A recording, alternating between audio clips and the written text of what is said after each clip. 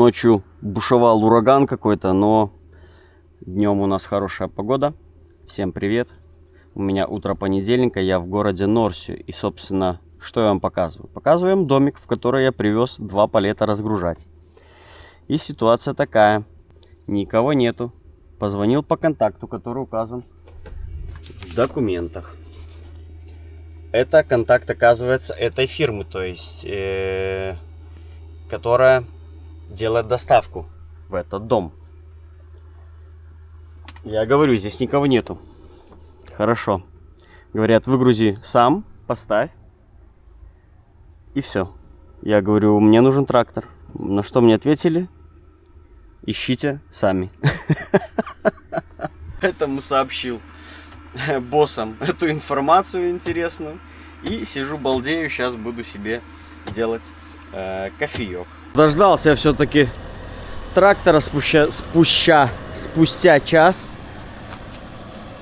Это с фирмы, где мы грузимся и выгружаемся иногда в этом городе. Приехал трактор. Там, где я зимой не завелся. Разгрузка у меня. Частный дом. Прикольное место, тихое. Заезжал я передом, выезжать буду задом. Здесь у них растут даже ягоды разного рода. Клубничка есть. Первая у меня мысль, которая в голову пришла, когда я увидел клубнику, это пойти ее сорвать и съесть. Но я этого не буду делать. Там где-то виднеются красненькие ягодки, но не буду я пакостничать. Куры есть, да, чтобы вы не думали, что шведы курей не держат. Держат. Вон там Петя стоит, я не пойду. Все-таки какая как-никак частная территория. Правда, никто мне дверь не открыл. Вот. Собака погавкала, и на этом все внутри. О, вот так вам.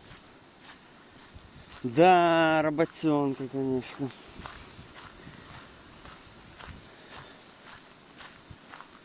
Ну, здесь, так как висит вот эта вывеска, которая такая же, как и у меня. О, они на меня напали бы, наверное. Они за мной пришли, вон. Целое стадо, и Петя вон во главе.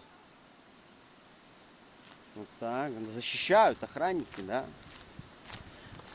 Раз мне никто не открыл, выкидываю вот здесь вот прямо этот палет и ползу задом километр.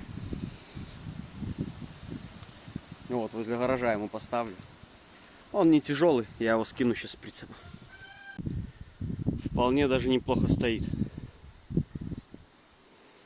Боссом тоже сейчас вышлю фотку. И все на этом. Давненько я на дальнее расстояние задом не ездил. У нас эти прицепы кривые. И вот если по зеркалам ровненько вот выставляешь, как бы, да, углы прицепа, то он у тебя уходит вправо. Поэтому приходится его периодически ловить. Ну так держать пытаюсь, что вот одна часть здесь скрыта получается, с другой стороны должна немножко торчать прицеп, и тогда в целом он идет ровненько. Ну и все. Так вот еще 800 метров гребти. Там поворотик еще будет только впереди. Такой более, где посложнее будет жопой выруливать. Ну и машин хорошо, что никаких нету, никто не едет. Именно вот в эту минуту никому ничего не приспичило. Подбираюсь к спуску с поворотом. И те, кто новички, часто пишут, чтобы я там комментировал что-то, как я что делаю. При движении задним ходом в повороты на узкой дороге оцениваем на глаз ширину дороги, ну и стараемся держаться максимально той стороны, в которую поворачиваем. И очень часто ошибка многих — это не следить за передними колесами.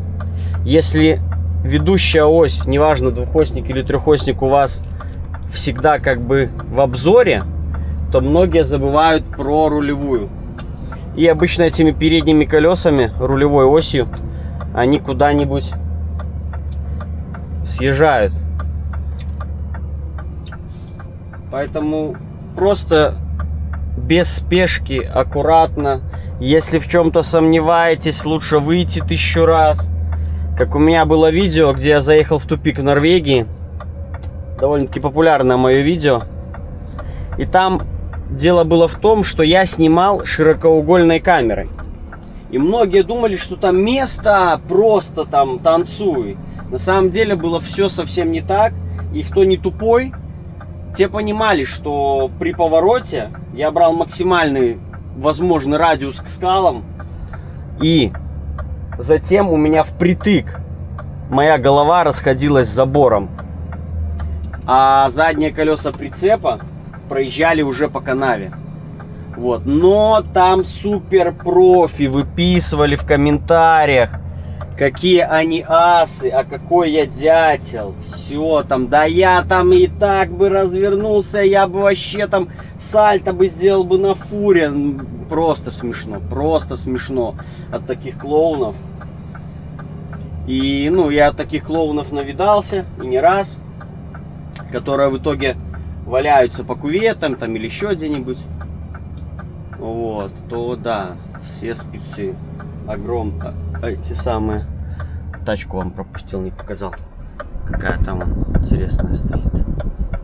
Не вижу. Volvo, наверное. Старая очень. Я поэтому всегда ничего тоже не стесняюсь. Я выйду, перепроверю, если у меня слепая зона, если я что-то где-то не вижу. И сомневаюсь. И от этого считаю, что я очень успешно работаю в этой профессии, так как у меня отсутствуют дебильные всякие случаи, аварии и всякое остальное. Меня ниоткуда не вытаскивают, не вытягивают. Ну и сейчас нам надо задним ходом выехать на основную проезжую часть. Так, забыл, в какую сторону мне надо ехать. Мне надо направо и в обратную сторону ехать. Все, я сейчас на заправку в городе Лукселе заеду, заправлю полные баки топлива, отблю и буду двигаться в сторону Норвегии по 12-й дороге на Майрану. Дальше пока еще плана нету, есть вероятность схватить алюминий. Так.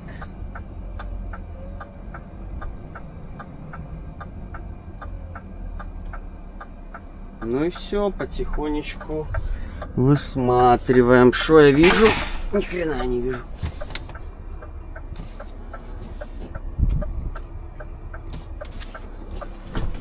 Ну,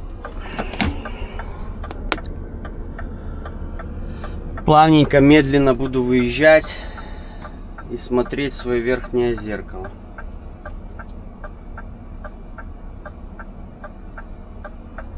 Как бы шведы в целом на дорогах Скандинавии люди адекватные и понимающие.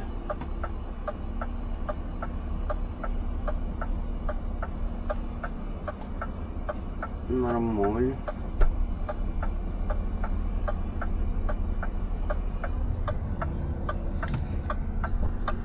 Машин нету.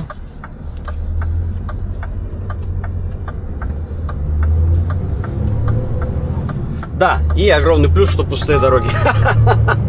Вот. Так, едем дальше. Отвратительное утро вторника. Идет дождь. Я в Майране нахожусь. Ужас просто. Самая ненавидимая мною погода — это дождь. Ладно, когда еще тебе целый день там ехать надо, не надо ни загружаться, ни выгружаться еще куда ни что. Но когда тебе надо выгружаться, это ужас. Напишите в комментариях, кому нравится дождь и почему.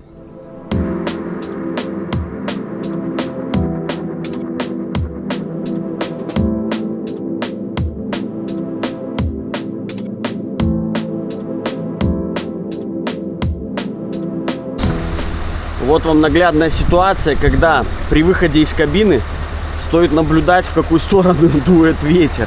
Я думаю, не каждый о таком задумывается, но я думаю, многим, кто уже работает, известна тема, когда вы открываете дверь, а у вас просто она вылетает из руки, бьется в ту сторону об ограничители, и затем у вас свищет ветер, непонятные шумы, у кого-то, может быть, и вода заливается. Поэтому нужно держать двумя руками, когда открываете, чтобы дверь не улетела. У меня была такая ситуация. Один раз я был на севере Норвегии. Не помню где-то Варда или Ватса это было. Где-то в тех краях. Или Михамн. И, в общем, ветрище был в 1000 раз больше, чем сейчас. Я выгружался, получается, прямо посреди дороги. У меня от ветра вырвало двери. Я был с таким же прицепом, как у меня сейчас. У меня вырвало нахер эти двери. И дверь вот так же я, то есть, как только я ручку потянул, я был на Вольве. Как только я потянул ручку, все, я просто даже не успел схватиться за ручку. И дверька лупанула в ту сторону, ее выгнула. И мы потом с коллегами при встрече с помощью монтировок, трубок выгнули ее в обратную сторону. Вот. Но одному это тяжело сделать. Но лучше не гнуть. Так, у нас тут какой-то нежданчик. Дорога перекрыта, идем в объезд. Что же там за дорога, интересно? Сейчас мы все узнаем. Это была дорога перед тоннелем, я думаю, какое-то там, возможно, обслуживание было в тоннеле. Ну, точнее, не было, а есть. Ну, хотя здесь я вижу вроде бы как обычная стандартная дорога. А, вот тут вот прикольный мост. Здесь, да, шикарно. Шикарный, мне нужно всех пропускать. Такие часто встречаются. Очень часто. В Норвегии. Конкретно в Норвегии. Ну, на этом, наверное, все интересно на этом объезде будет закончено. Как я и думал, что ничего интересного больше не произошло. Пару километров по обычной дороге. Скучно. Скучно. Я надеялся, что-нибудь подобное, как бывает в Западной Норвегии, где-нибудь попадешь на объезд. Ну, вообще в целом разных. Не обязательно западной. Бывают такие объезды, что вот там, как интересно, где ты не можешь разъехаться с велосипедом, скалы, тоннели по 3,8. Но тут все было очень просто. Так, разгрузился я в Масьоне. И мне пришло задание небольшое, какое-то в Швецию, что пустым вроде как. Но сейчас уточняю. Было бы хорошо для меня. Добрался я до загрузки. Значит, все-таки я поехал пустой из Норвегии. Приехал в Швецию я в город Мала. Да, собственно. Здесь у меня будет загрузка. Но уже завтра, сейчас у нас 18:30, рабочий день закончился у них, я так понимаю. Я никого не нашел, поэтому я тоже здесь останусь. Стал я посередине, поперек, потому что так как здесь все везде кругом валяется, стоит лишь бы где, я тоже так же решил сделать. Ну и завтра тем самым меня быстрее заметят. Вот, здесь все открыто настежь, бери не хочу. Снегоход, всякие запчасти, двигателя. Все валяется, все, никому ничего Нету до этого дела абсолютного. Никто не переживает, что что-то где-то украдут. У нас бы уже ночью сюда приехало пару грузовиков, все бы загрузило и уехало. Решил, так как мне делать нечего, покататься по городку и поискать магазин продуктовый. По карте посмотрел, здесь их два. Куб и Ика. Даже есть Systembolaget. Но он, к сожалению, уже закрыт. Можно было бы взять пару баночек пива, но не судьба. Где магазины? Где-то должны быть. Людей, как видите, не особо много. Почему-то. Вроде как смотрел, по центральной улице магазинчики должны быть. Здесь рядом речка, но домов много, ее закрывает обзор. Вот у них даже есть Барчелло местный. Вот куб. Так, куб я нашел. Вон Ика. А вот и место, где я в принципе остановлюсь. Это какая-то школа или что. Но так как уже время не для школы, то я думаю, никто не будет против, если я здесь немножко постою. Буквально пару минуток. А вон напротив и Systembolaget, напротив Ики. Вот как тут все в принципе у них неплохо. Да, я не знаю, что это. Полиция. Круто.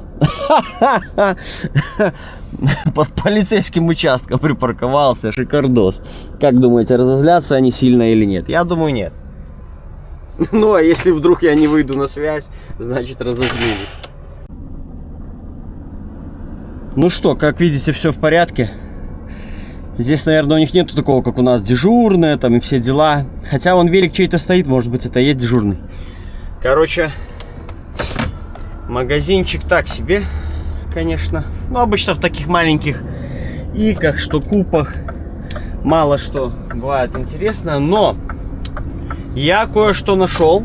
Сейчас я поеду себе поудобнее где-нибудь запаркуюсь.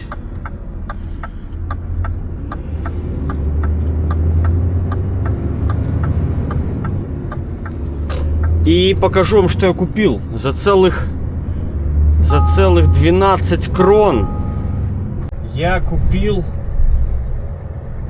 какую-то бутылку. Там целых 2 градуса есть. Нарисована была шишка. Ну и я вам чуть позже покажу сейчас это. Значит, телефона у меня с собой не было для переводчика. Я обычно так делаю. Поэтому решил купить, попробовать. Здесь, кстати, олени иногда ходят за этим белой оградкой. Огорожена территория, но что-то их нету. Здесь еще, кстати, да, сетра, загрузка доской. Я думаю, может, кто-то здесь и бывал. Я лично здесь, на этой фабрике, не был. Вот. Туда прямо ведет какая-то дорога, на которой показано, что пешеходам нехер там ходить. Интересно, что там. Жалко, дрона нету, я бы посмотрел, полетел. Ну а здесь какая-то фирма транспортная, и вот кто-то выставляет машинки, едет в рейс, потом приезжает, забирает легковую, уезжает на грузовой. Пожарная часть вам, пожалуйста, выглядит вот именно так. Здесь такая, знаете, не совсем типичная Швеция. Так, как я там хотел припарковаться.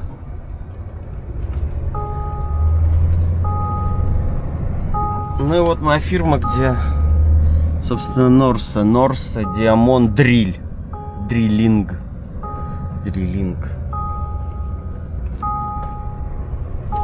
Стану я на свое место, где я захотел стоять. Хотя, какая разница, в принципе, стану здесь. Да и все. Я думаю, здесь...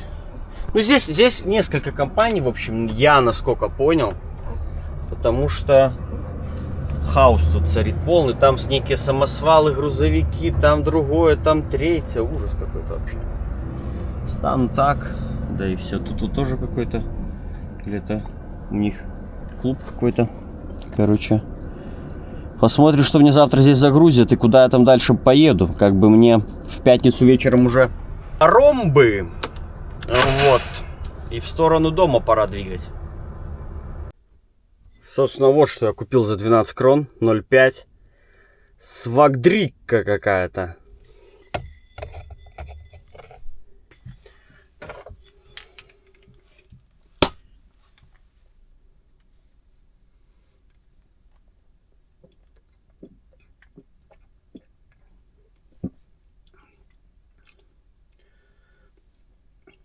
Что-то какое-то подобие кваса между пивом. Совсем что-то такое. Ну вот реально квас, то есть он слаще, а пиво наоборот вроде бы как горче. И вот это что-то между ними. Очень странная штука, конечно. Но это чисто шведская. Чисто шведская. Что-то тут 1900 год. Там все дела написано. Ватен. Корнмальт. Состав. Корнмальт. Не знаю, что это такое. Проснулся я в 6:40 от шума, что тут трактор какой-то ездит. Ну и видать, не просто он тут ездил, это скорее всего мои будут триполета. Так, какие-то тут баррикады на моем пути.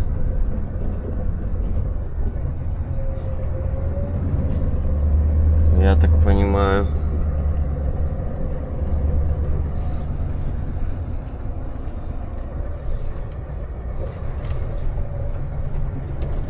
Никаких объездов, просто по ремонту едем. Значит, дали мне задание.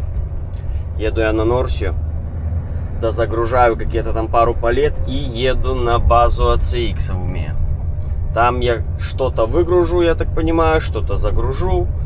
И затем я уже отправлюсь в сторону порта. Ну, как бы так и надо. Сегодня, завтра разгрузиться. Четверг уже это будет. И чтобы в пятницу на паром сесть. Автобус в 6 утра в воскресенье выходит из Гданьска на Калининград. А поезд в 12 дня выходит из Калининграда на Минск. В 12 часов ночи он приходит в Минск. Получается, в 12:30 уже понедельника. Ну, посмотрим, как это все будет происходить. 20 километров мне до загрузки. Вот препятствия вот тут один за одним. А я чуть было их не пролетел мимо. Потому что я летел за этим самосвалом, который передо мной ехал. А он их в обход пошел. Ну и я чуть так и не облетел эту колонну. Хорошо, что увидел, что стоят легковые под красным. В полный ход сейчас идет ремонт дорог в Швеции. И шел он целое лето. Дороги они делают мгновенно, просто. Там, например, чтобы вы понимали, участок 10 километров перестелить на новый асфальт — это ночь. Занимает это ночь. И поэтому очень много участков дороги, по которым мы конкретно ездим, очень много было переделано по-новому. То есть вначале одну полосу зачищают, проходят на дальнее расстояние, затем вторую полосу, ну точнее зачищают, заливают, затем вторую. Или же сразу все, ну по-разному, в общем, нету конкретно какой-то определенной схемы, где и как кто что делает. Здесь скромненькие рабочие машины, как видите. В центральной Норвегии на ремонтах дорог грузовики, которые привозят материал, самосвалы те же, там они супер просто заряжены. Я думаю, кто работает по Скандинавии или хотя бы иногда залетал в Швецию и попадался на ремонты дорог, обратили на это внимание. То есть самый топчик именно тюнинга — это именно в этой сфере. Я так понимаю, самая хорошо оплачиваемая сфера, что так все наряжаются. Ну и зачастую, конечно же, кто тюнингует авто свои задние части, конечно же, чтобы лучше она была видна всегда, возят либо трал, технику какую-то, либо же под теми же самосвалами за счет того, что у них хотя бы пол кабины видно, трубы их не мощные торчат, тюнингованные и так далее. Ну и там, наверное, я так тоже понимаю, в этой сфере они друг с другом там меряются глушителями. Вот. Что ж, получается так, что начало было видео, связанное с этим местом и с этой компанией. Собственно, погрузчик, который приезжал меня выгружать, это был с этой фирмы. И я еду сейчас сюда загружать какие-то палеты. Вот так вот вышло у меня необычно. Поеду, найду того чела и спрошу, где мне что там загружать. Обычно он где-то вон там, вон, кстати, его погрузчики стоит. Собственной персоны. Вот что у нас интересно получается. Норсию я выгрузил в начале недели. Пробег был 292-208. И Норсию я загрузил спустя 2 дня.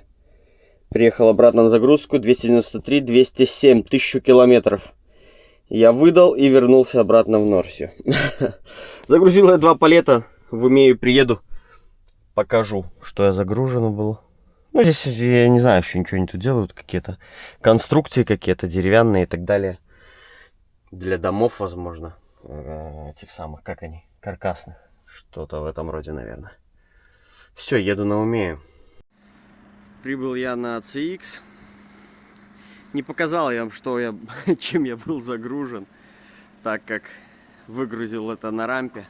По-быстрому, точнее, меня выгрузили. Я даже не успел почти зайти, меня уже выкинули. Ну и, в общем, это то, что мне остается. И здесь мне еще что-то дозагрузят. Не знаю, сколько метров, сколько чего. Сказали, сейчас у нас обед, потом после обеда тебя загрузим. Пока что отъедь, открой дверь. А я пойду в столовку, которую я тут давным-давно приметил, про которую я как-то говорил. Собственно, пойду ее сейчас затещу.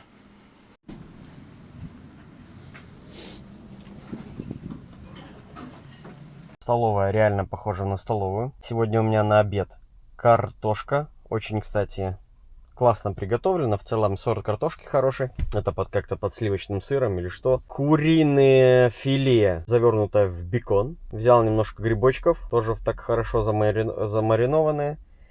Капуста, ну салат, как всегда. Барная стойка с салатом. Берите сколько хочу, там на выбор.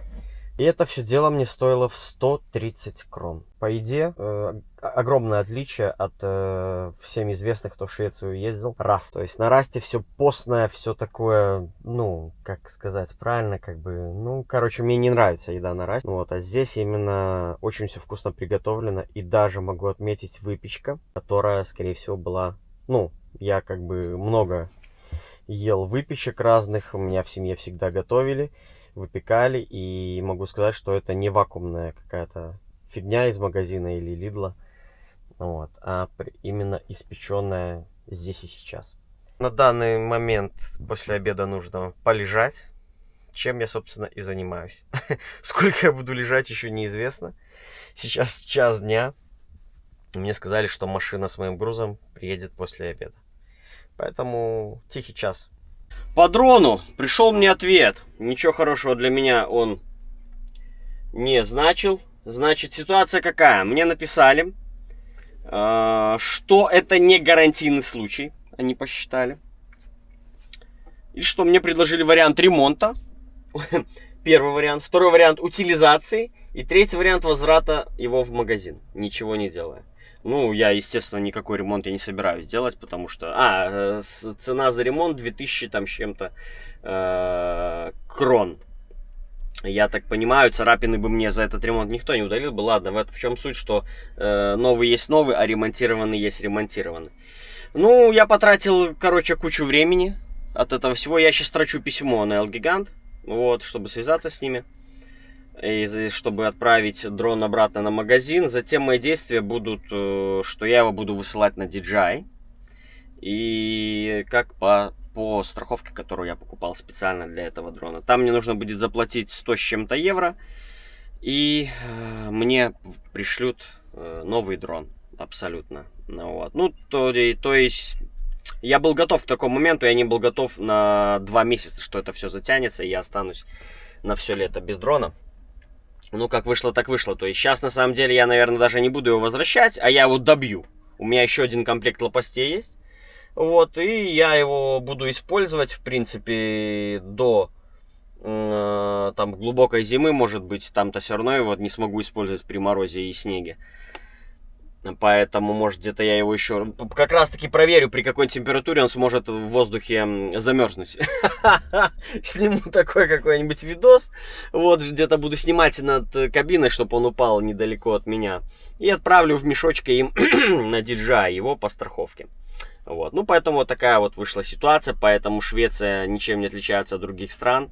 И что, как видите, не все здесь так просто происходит, как некоторые могли бы вам утверждать. То есть для них, я так понимаю, в целом дрон был отправлен, мне кажется, в DJI сам.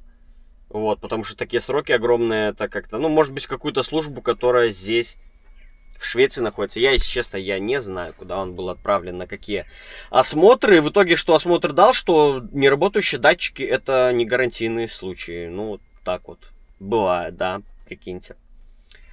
Так что ладно, сижу, строчу письмо на L-Gigant. 4 часа я простоял. Приехал мой груз. И я вам позже на выгрузке покажу, что мне загрузили. Какие-то рельсы. Ну и легкие только уголки какие-то. По полу прицепа их расстелили на всю длину. И я поехал. Сейчас я заеду в L-Gigant. У меня не получается с телефона заявку отправить, чтобы вернули дрон. И, ну, точнее, ну что, я поеду в L-Gigant, чтобы дрон мой пришел обратно в магазин, я его забрал и уже по страховке отправил в DJI. Значит, ребята, только что я из L-Gigant. Расскажу вам, что мне поведали. Ну, собственно, ничего нового мне не рассказали, как я и думал. Как я и думал, что все так и будет. Значит, я озвучил, что 2 месяца я ждал, получил негативный ответ, что можно с этим сделать. Ну и, собственно, мне ответили, что ничего. То есть, да, он говорит, я вижу все материалы, там показания, которые были при передаче дрона по гарантии. Мы с вами были согласны, но мастерская, типа, приняла другое решение. Мы, типа, не можем с этим ничего сделать. Ну, естественно, что ж, я не буду там какие-то что-то права качать, которых у меня там, в принципе, нету, по сути. Что ж, утро четверга, мне осталось 2 дня до парома, который идет в сторону дома. Нахожусь я на таком вот обычном лесничке. Правда, очень шумном, потому что утром здесь начали ремонт внезапно. Вот. Ну и погодка свеженькая, могу сказать. Но здесь дело в другом, на этом паркинге, что здесь кое-что есть. Здесь есть классная возможность прогуляться по лесу. И тропинка это ведет. Сейчас узнаете куда. А тропинка это ведет к красивезному озеру. С такими столиками. Даже с пляжем. С комнатой для переодевания. Классно.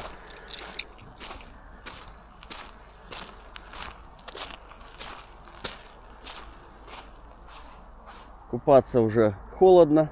Ну, сейчас реально градусов 10, наверное, утром. Просто даже утром сюда прийти, поднять себе настроение, посмотреть на озеро. Да, знаю, по меркам Скандинавии, как бы это так себе. Вот. Но все же, кто работает в Европе и этого не видит. Так, добрался до городка, где у меня будет первая выгрузка. И знаете, в чем прикол? Что у меня нету названия фирмы, только адрес. Поэтому я еду ровненько по адресу. А вместо названия фирмы у меня написано точка. И не слово точка, а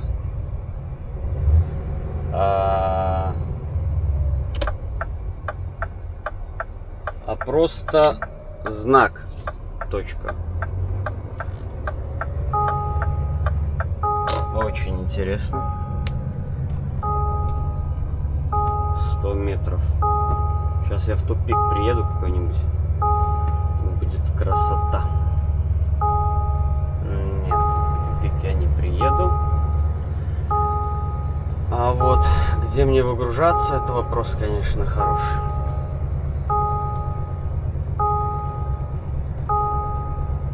Точка. Прикольно. Может, тут картинка такая будет с точкой? Ага. Собственно, я думаю, это здесь. Лодка, вон, видали, какая стоит.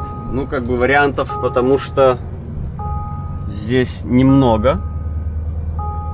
Именно вот это вот адрес, куда меня и привело. Пойду спрошу. Тут банда вся ходит. Короче, движуха тут конкретная.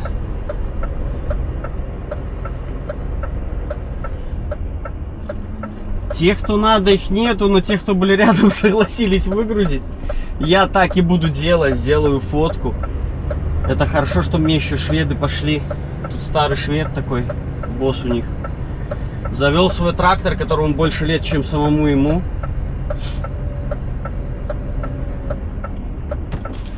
И согласился выгрузить.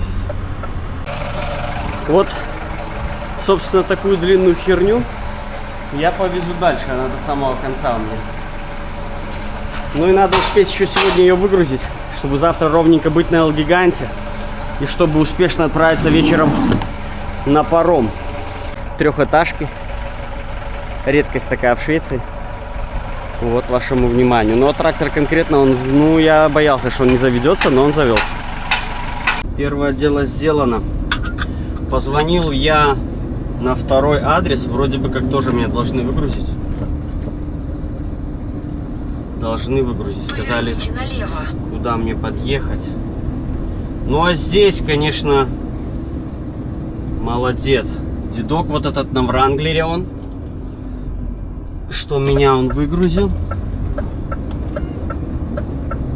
Потому что другие бы сказали, разбирайся сам. Я так понимаю, Чирокез это тоже его стоит старенькая первая тачка. Сейчас он ездит на Вранглере. Рука и нога у него парализованы, но он все равно сел за трактор, завел его. Я говорю, что он, вероятнее всего, не заводился с времен, как был куплен Чироки. Ну вот. Но он завелся. Ни с первого, ни со второго, ни с третьего раза, там сразу 15-го он завелся все-таки. Вот. Ну и все, он поаккуратненько меня выгрузил. Я же скинул фотку, что вот я выгрузил, документы оставил. Дальше думайте сами, где, кто и куда. Раз такая была подача информации, собственно, так я и выгрузил. Ну, естественно, у меня ж никто даже не спрашивал, как я выгрузил и что. Ну, да и ладно. У меня уже дом впереди, поэтому нужно все сделать четко и правильно, чтобы всяких завтра не было косяков. Хотя косяк будет небольшой, потому что 214 километров мне до выгрузки. А у меня всего лишь 3 часа 20 минут вождения. То есть, да, я доеду без проблем. Я доеду, но вот до Эл-Гиганта я уже не доеду сегодня. Придется мне завтра утром доезжать через 9-ку. Точка выгрузки, подбираюсь я, мне 1,5 километра. Город как-то называется Лангсьо, или я неправильно его произношу. Что ж, у нас 19:08. Ну и, собственно, интересно, все-таки выгрузить или нет. Я звонил контакту, который был указан в документах. Он мне сказал на 3-е ворота подъезжать. Я ему назвал, где я нахожусь, сколько мне ехать, как бы. Конкретно мы время никакое с ним не обсуждали. Ну, еду. Сейчас, в общем, все мы и узнаем. И мне затем, в принципе, на паузу уже надо будет, так как у меня это уже на сегодня все. 30 минут у меня остается. Ехать особо там некуда. Посмотрю, где мне стать, сделать 9-ку. Чтобы завтра доехать на Эл-Гигант утром. Там 170 километров мне надо будет доехать до загрузки. Все, там загружу прицеп, оставлю и на голове вперед на Польшу. Интересно, интересно. С этой стороны у меня знаков нету. Вот и думай. Все-таки ехать как... Но я что-то, у меня чуйка, что не прямо все-таки, как Google меня хочет завести. А мы проедем направо. Ну и сейчас я посмотрю вот на этот знак, который ко мне спиной. Через 400 метров. Что он мне тут показывал? А, да, кстати, я, возможно, был прав, но гейт 3 было написано возле легкового въезда. То есть я-то по чуйке на грузовую правильно ехал. Поверните А вот на налево. легковую Затем поверните налево. я ехал с промахом, поэтому на разворот и еду я на третью. Еду я на третью.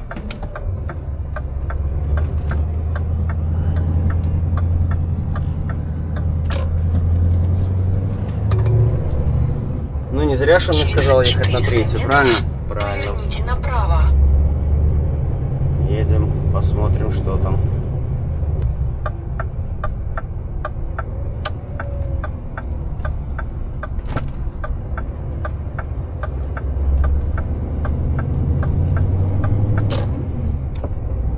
Ваше место назначения находится слева.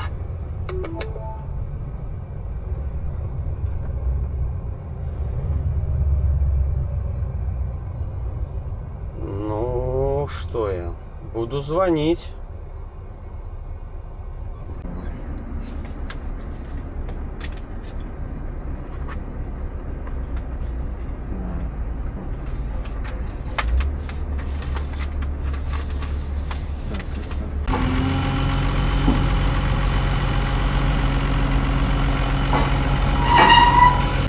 Две тонны эта херня весит, поэтому не тяжело.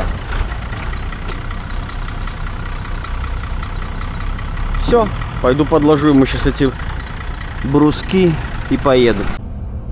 А здесь я еду на паркинг, потому что я прикинул, что мне-то деваться некуда.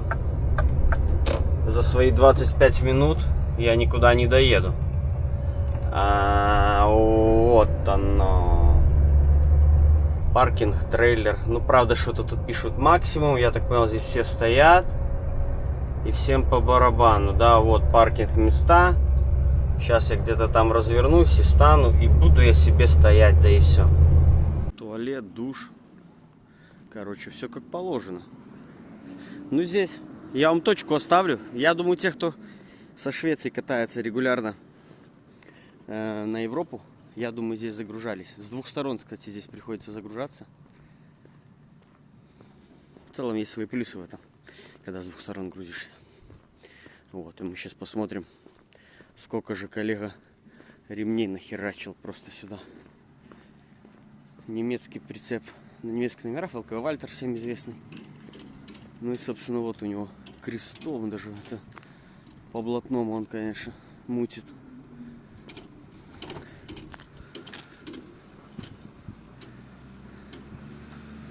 How many stropes do you have, коллега? How many stropes? How many? Yes.